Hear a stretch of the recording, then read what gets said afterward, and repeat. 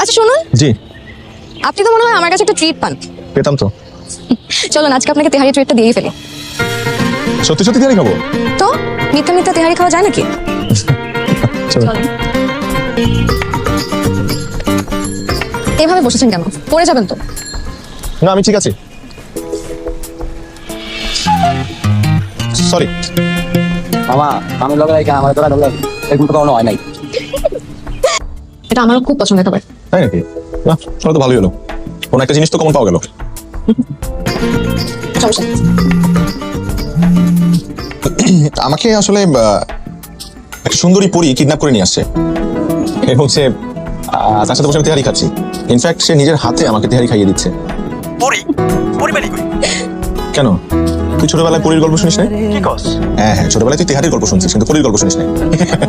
দোস্ত যাবি না দোস্ত আমি আজকে আর পারবো না আসতে, তুই তোর মতো চলে যা।